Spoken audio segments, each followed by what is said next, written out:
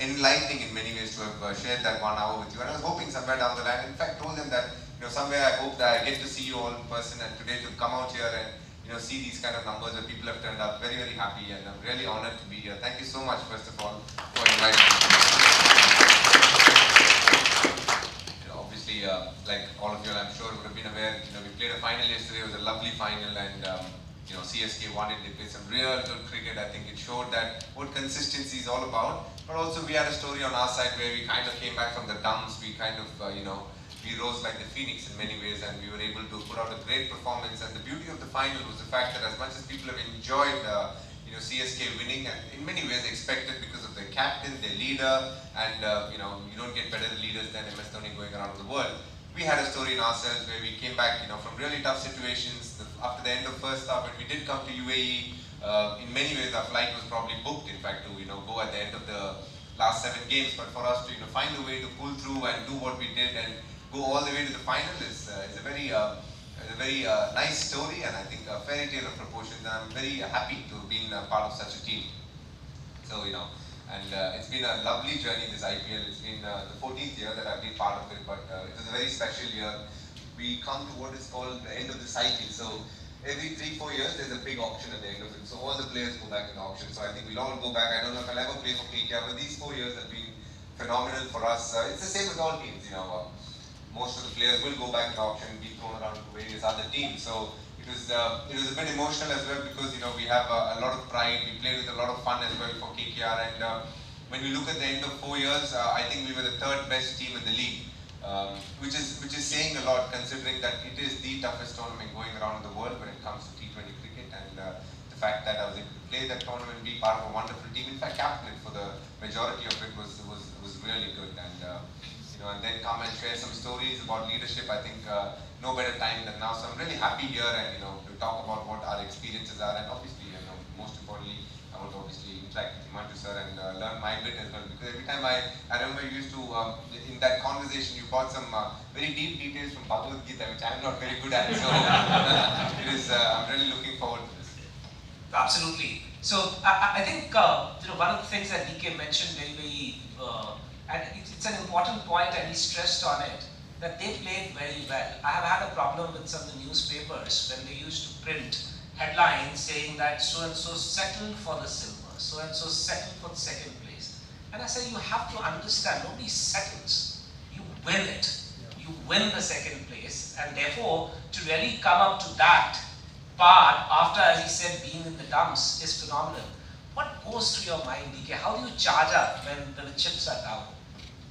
So I think in the first half of the season, we had a lot of small issues, right, from the way we batted, our batting order, the way we kind of bowled, all of that. But in the second time, I think I think we came in with a much better process. The way we practiced turned around a little bit, and obviously the infusion of a couple of guys who were batting well through the through those practice games.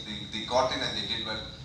Like you said, maybe you're not aware, but there's this young boy called Venkatesh Iyer who came in and did a really good job for us, and he kind of set the tone. So sometimes it's important to have a good process, make sure that you're practicing with a lot of purpose towards what you're going to be doing in the near future, and with the influx of a fresh mind, it helped us even further.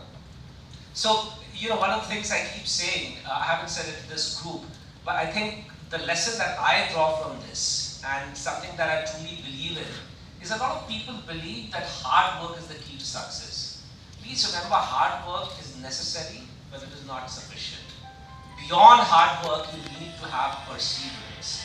You need to have resilience. A lot of people give up when they work hard and don't succeed the first time.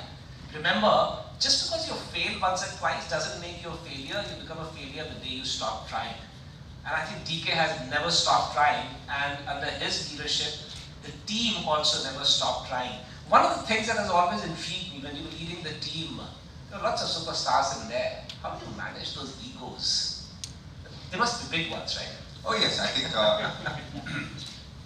the beauty about superstars is, they obviously have it in them to do something very special which other players might not do, or other normal people might not do. But as a captain, I think you got to set ground rules, certain things which non-negotiables, and then there are certain things which we can work around a little bit. I think it is very important that the superstars are aware of that, and you put it across to them in the nicest way possible. And I think at the end of the day, the superstar is again a normal person, but if you speak to him, you connect with them, and if he believes that the trust is there, wherein whatever information as a leader I'm able to give to him is accepted by him, is understood by him, and he realizes it's coming from a place which is very important for the team and the culture, then more often than not, you will get it going.